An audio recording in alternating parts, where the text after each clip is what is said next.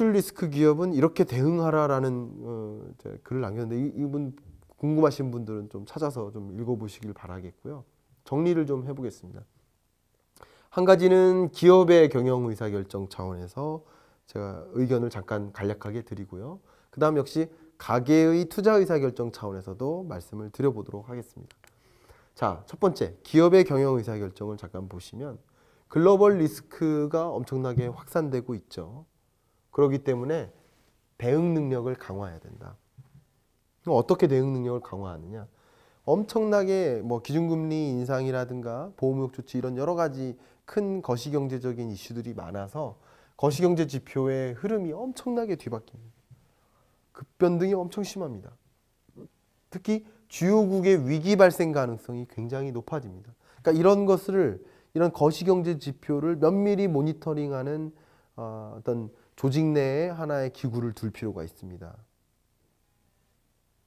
이런 것들을 resilience라는 표현도 쓰기도 하는데요. resilience 팀 같은 것을 만들어야 된다라는 표현도 쓰는데 그런 모니터링 역량을 강화하거나 아니면 모니터링 기능을 하는 그런 조직과 아웃소싱이나 어떤 협약을 체결해서 어떤 위기 상황이 있는지를 면밀히 보고 혹은 정부에서 주관하는 그런 모니터링 시스템을 적극 활용할 수도 있고요. 어떤 시스템이 있는지도 알아봐야 될 거고요. 그런 노력이 필요하다. 특히 트럼프의 강력한 수출 진흥 정책들이 있는데 이런 것이 어떻게 환율 절상 압력을 가하는지 어떤 수출 진흥책들이 있는지 이런 것들을 면밀히 주시하고 그것에 맞게 환해증 전략을 한다든가 이런 다양한 전략들을 강구해야 된다. 역시 기업들은 할 수 있는 게 그런 위기가 발발했을 때 즉시 혹은 선제적으로 대응하는 게 필요하죠. 늦게 대응하면 그만큼 대응이 늦어지고 충격이 많을 수밖에 없는 거죠. 그래서 그런 위기가 발발했을 때 즉시 대응하기 위한 대응 체제 이런 것을 확보할 필요가 있다라는 말씀을 드립니다. 그 다음 이 수출 환경, 통상 환경이 굉장히 불확실합니다.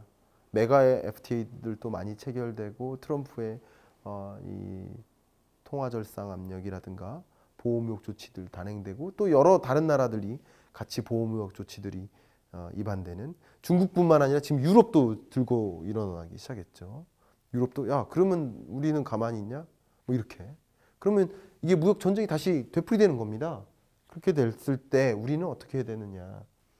일단은 전반적으로 미국 경제 회복세에 좀 주목할 필요가 있다. 그래서 미국 경제 회복세에 걸맞는 미국에서 필요로 하는 그런 대상 품목의 수요 이것에 맞게 좀 차별화된 마케팅 전략이나 상품화 이런 전략들이 반드시 필요하고 미국은 말 그대로 구매력이 있는 그런 나라니까 저부가 가치 제품을 값싸게 판다기보다는 고부가치 제품을 비싸게 파는 그런 종류의 고부가 가치화 전략 뭐 이런 것들도 굉장히 필요하겠다고 볼 수 있습니다. 어쨌든 미국에 맞춤화된 그런 수출 전략도 필요하고요.